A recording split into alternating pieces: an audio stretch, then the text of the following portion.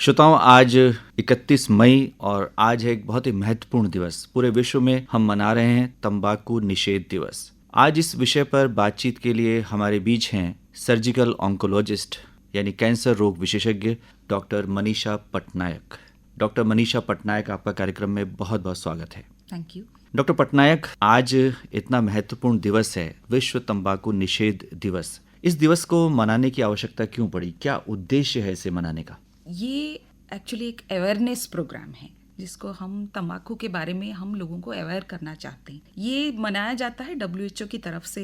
ये हर साल आपको एक पहलू दिया जाता है एक सब्जेक्ट की। जैसे टबाको के बारे में हम बात कर रहे हैं तो WHO हर साल एक पहलू टबाको यूज की उसको लेके एक थीम बनाता है। जैसे इस साल की थीम उन्होंने बनाया है कि टबाको कैसे एनवायरनमेंट को भी पोल्यूट करता है। पिछले कुछ सालों में उनकी थीम अलग अलग रही है। जैसे एक बार था कि आपका यूथ को कैसे वो इफेक्ट कर रहा है टबाको। एक साल ये रहा कि आपको फसल को कैसे इफेक्ट कर रहा है टबाको।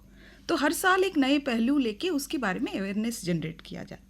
जैसे आपने बताया कि पर्यावरण को किस तरह से प्रभावित कर रहा है, एनवायरनमेंट को, तो थोड़ा बताएं हमारे श्रोताओं को। अब ये तो बहुत ज़्यादा मेरे एरिया ऑफ एक्सपर्टाइज का नहीं है, बट मोटा मोटा जो होता है कि टबाको की जो फसल होती है वो मिट्टी को भी खराब करती है। अच्छा। उसकी जो प्रोडक्शन होती है वो आसपास की जो फैक्ट्रीज बनते हैं उससे जो स्मोक निकलता है वो कैसे पोल्यूट करता है अपने आसपास की एटमॉस्फेयर को। अब जो वो यूज करता है टबाको उसकी तो बात है ही, उसके बारे में तो हम पिछले 70 साल से बात कर रहे हैं।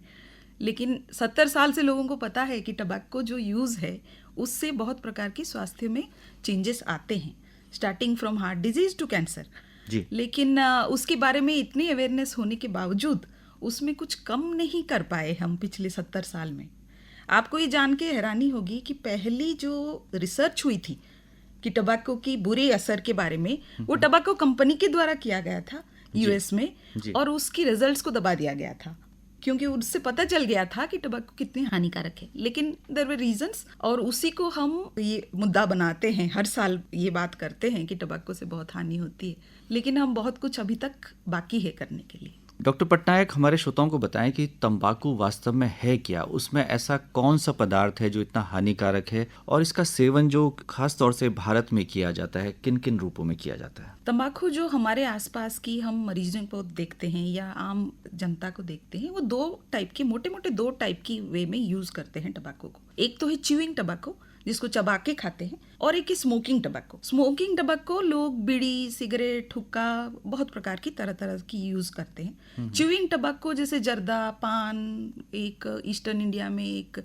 दंतमंजन की तरह भी यूज करते हैं। तो टबाको बेसिकली एक है कि जो फूड पाइप की थ्रू अंदर जाता है शरीर में, और एक है जो सांस की तरफ थ्रू अंदर जाता है। तो ये दो मोटे मोटे यूज होते हैं टबाको के टाइप्स। तो मैंने जैसे प्रश्न किया था कि तंबाकू के भीतर ऐसा कौन सा पदार्थ है, जैसे निकोटीन की बात करते हैं या और भी इसमें है जो हानिकारक है? हाँ, एक चीज मैं यहाँ बोलना चाहूंगी कि टबाको जो है वो बेसिकली एक मिक्सचर है। उसमें सिर्फ निकोटीन नहीं होता है, उसमें बहुत प्रकार की चीजें होता है। जो हम इंटरेस्टेड है बोलने के लिए दो चीजें होती है, एक निकोटीन होती है और एक तार होती है जो बेंजीन कहते हैं साइंटिफिक नेम। तो बेंजीन और उसकी कंपाउंड्स जो तार बनाते हैं, जो रोड बनाने में भी यूज होता है, वो तार होता है। कुछ और जो इंडिया में स्पेसिफिक है वो है बीटल नट के साथ टबाको खाना, मतलब पान के साथ खाना। तो पान, सुपारी, उसके यूज किया हुआ लाइम, चूना जिसको कहते हैं, ये सबका एक मिक्सचर होता है टबाको, जो हम टबाको के नाम से जानते हैं। निकोटीन की जब तक सवाल है, निकोटीन से कैंसर नहीं बनता है, निकोटीन से कुछ नहीं होता है। Nicotine is a habit forming substance. उससे एडिक्शन होता है, वो आपको मजबूर करता है कि आप और लो, लेकिन वो कैंसर नहीं बनाता। कैंसर बनाता है उसके साथ जो मिले हुए चीजें हैं, जैसे तार है, पान की सब्सटेंसेस है, लाइम है, जो चूना होता है जो व्हाइट सा लगाते हैं उस पे, सुपारी होता है, उससे बनती है कैंसर। लेकिन उसकी जो, जैसे आपने कहा, लत लग जाती है जो, वो है निकोटीन। डॉक्टर मनीषा पटनायक, आजकल बहुत चर्चा में रहता है कि जो लोग सिगरेट पीते हैं या बीड़ी पीते हैं वो उतना ही नुकसान वो सामने वाला जो बैठा हुआ है उसको भी हम पहुंचा रहे होते हैं, जिसे हम पैसिव स्मोकिंग कहते हैं। ये ऐसा कैसे संभव हो जाता है? ये इसलिए होता है क्योंकि सांस के रास्ते में जो जाता है उसका जो बेंजीन कंपाउंड्स की जो जब जलता है, एक टबैको जब जलता है तो उससे जो कैंसर फॉर्मिंग सब्सटेंस जो निकलता है वो तो जाता है एटमॉस्फेयर में ना। सबसे ज्यादा जो जाता है, जो सिगरेट पी रहा है या बीड़ी पी रहा है, उसके अंदर जाता है। लेकिन वो जब धुआं बाहर फेंकता है तो आसपास की सारे लोग भी उसी चीज को इनहेल करते हैं, तो उसको हम कहते हैं पैसिव स्मोकिंग। तो पैसिव स्मोकिंग से जो स्टैटिस्टिक्स कहता है, हमारी हर साल 8 मिलियन लोग मरते हैं टबैको की यूज से,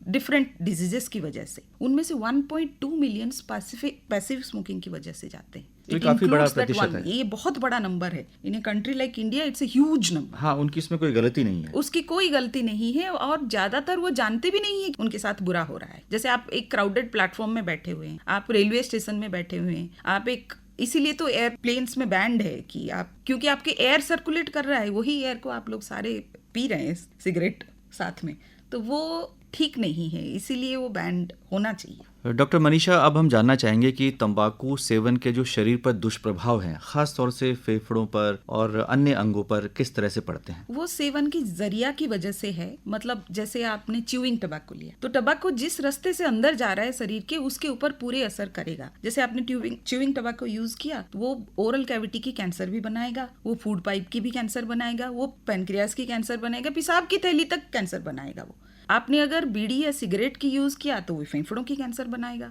रेस्पिरेटरी डिजीजेस बनाएगा, हार्ट में भी बनाएगा जाके डिजीजेस। तो एज ए कैंसर स्पेशलिस्ट मैं तो ज़्यादातर कैंसर की मरीजों को जो देखती हूँ टबैको यूज़ का, उनको यही चीज़ बताना पड़ता है कि ये कॉज एंड इफेक्ट रिलेशनशिप बहुत कम चीज़ों में आती है, tobacco is one of them. Doctor Manisha, अब हमारे श्रोताओं को बताएं कि जो कैंसर आपने बताया कि तरह तरह के कैंसर होते हैं, यहाँ तक कि आपने बताया फेफड़े से लेकर और पेशाब की थैली तक में कैंसर हो जाता है। आज हम विशेष तौर पर बात करेंगे मुंह के कैंसर की, जिसे हम ओरल कैंसर कहते हैं। ये क्या है और किस तरह से ये शरीर के लिए बहुत ही हानिकारक है? जब आप बीड़ी या सिगरेट पीते हैं या आप तंबाकू यूज करते हैं, च्यूइंग टबैको यूज करते हैं, वो मुंह के हर हिस्से में जाता है, तालू से शुरू करके आपकी जुबान तक। तो हर जगह जहाँ पे टबैको लगता है वहाँ पे चेंजेस होना शुरू करते हैं। तो ओरल कैंसर की खासियत ये है कि उसके समय लगता है होने में। एटलीस्ट आपको 8 से 10 साल टबैको यूज करने के बाद ओरल कैंसर होता है। तो आजकल अनफॉर्चुनेटली हम देखते हैं कि बच्चे स्कूल से स्टार्ट हो जाते हैं यूज करना सिगरेट या बीड़ी या च्यूइंग टबैको। तो जो 17-18 साल में यूज करता है, स्टार्ट कर लेता है, उसको 30-35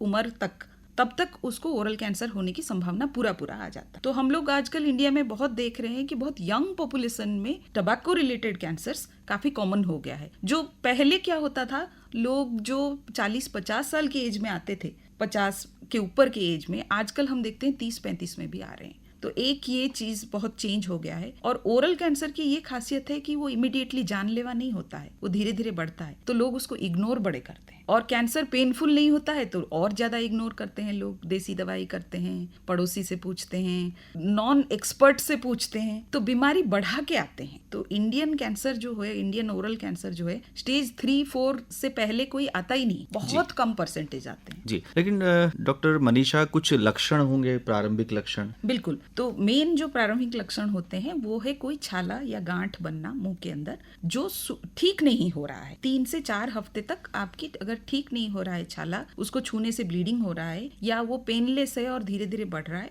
वो कैंसर की लक्षण हो सकता है, ओरल कैंसर। आपने कहा कि बहुत लंबे समय के बाद लक्षण प्रकट होते हैं या समस्याएं सामने आती हैं। अगर उपचार ना किया जाए, निदान ना किया जाए, तो किस तरह की जटिलताएं सामने आती हैं? एक ओरल कैंसर में प्रॉब्लम ये होती है कि उसकी इलाज जो है वो ऑपरेशन के द्वारा होता है। स्टेज 1 की जो ऑपरेशन है वो स्टेज 4 की ऑपरेशन भी वही होती है। तो मॉर्बिडिटी जिसको हम कहते हैं कि ऑपरेशन के बाद की जो लाइफ है, दोनों की खराब जाती है, स्टेज 1 की भी और स्टेज 4 की भी। तो बीमारी जो बढ़ा के आता है उसकी थोड़ी बड़ी ऑपरेशन होती है, लंबा समय लगता है, प्लास्टिक सर्जरी ज्यादा करना पड़ता है, लेकिन ऑपरेशन से इलाज होती है ओरल कैंसर। तो उसको जितना जल्दी आप दिखा दें, उतना आपकी जो क्योर होने की जो चांसेस है, जैसे जितनी बीमारी बढ़ी हुई आती है उसके ऑपरेशन तो सेम होती है लेकिन क्योर होने की चांसेस कम हो जाती है। तो जितना अर्ली आ जाते हैं लोग, उनकी क्योर बेटर होती है, ऑपरेशन ऑलमोस्ट सिमिलर रहता है।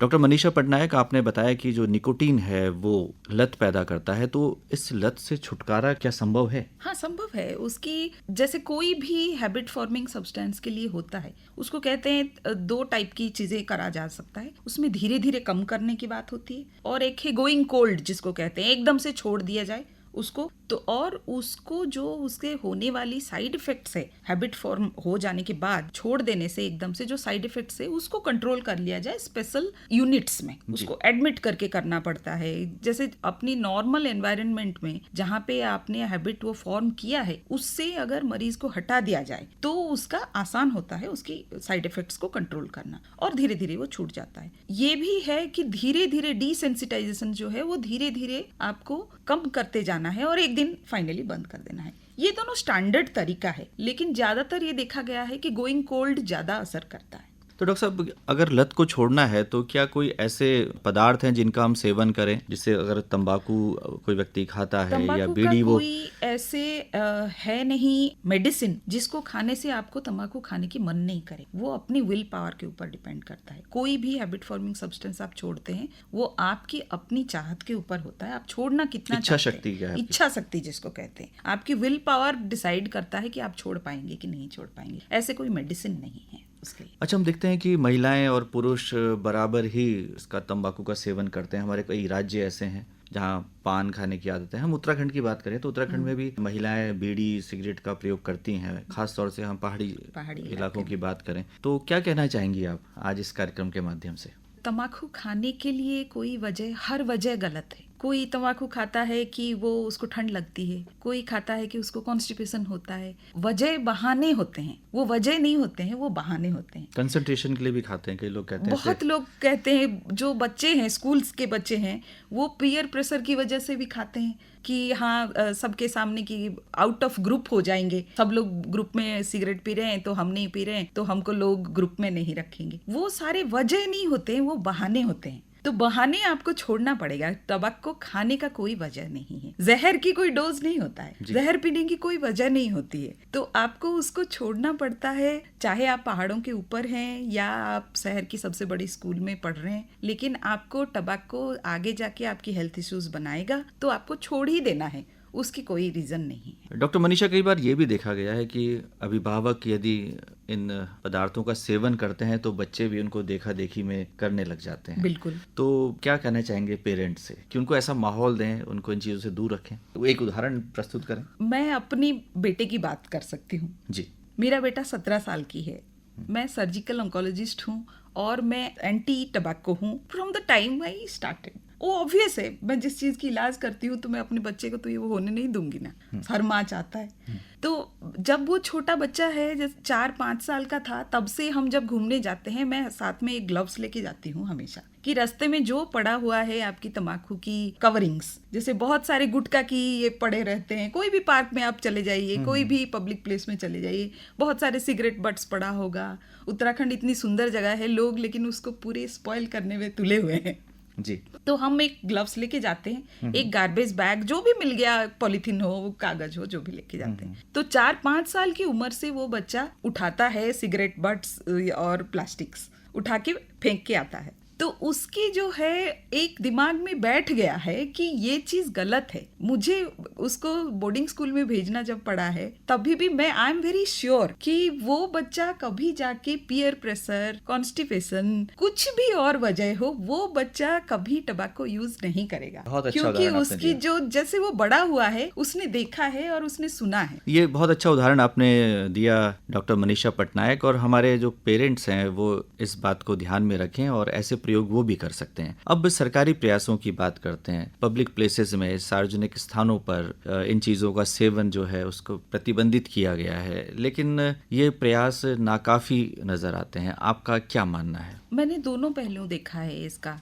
पब्लिक प्लेसेस में जब से बैन हुआ है स्मोकिंग या टबैको च्यूइंग या थूकना या बीड़ी स्मोक करना या सिगरेट स्मोक करना, ये चीजें ज्यादातर पब्लिक प्लेसेस में आजकल लोग नहीं कर रहे हैं। लेकिन बड़े शहरों में या जहाँ पे आपको एक कोई एनफोर्स करने वाला नहीं है, वहाँ पे अभी भी लोग उसको यूज कर रहे हैं। जैसे हॉस्पिटल में तो हमेशा से बैन है, हॉस्पिटल की प्रेमिसेस में कभी स्मोकिंग करना हमेशा बैन है। लेकिन कल ही मैंने देखा है हॉस्पिटल की प्रेमिसेस में एक बंदा बैठ के बीड़ी पी रहा है। तो उसमें मेरी अपनी अंदर से ये लगता है मुझे कि मैं गाड़ी रोक के उसको बोलती हूँ, बाबा यहाँ पे बैठ के मत पियो बीड़ी, आपकी वजह से हॉस्पिटल चलता रहता है, आपको बीमारी होगा, हॉस्पिटल चलेगा, तो आप भलाई किसकी कर रहे हो। तो मैं मजाक में बोलती जरूर हूँ, लेकिन ये चीज जो एनफोर्स करने वाला गार्ड है, अगर वो भी साथ में बैठ के बीड़ी पी रहा है तो आप एनफोर्स कैसे करोगे? तो अवेयरनेस बहुत जरूरी है उसके लिए। हम आमतौर पर देखते हैं कि जो बड़े बड़े सेलिब्रिटीज़ हैं उनका प्रयोग भी किया जाता है इस तरह के अभियानों में, ख़ास तौर से जब हम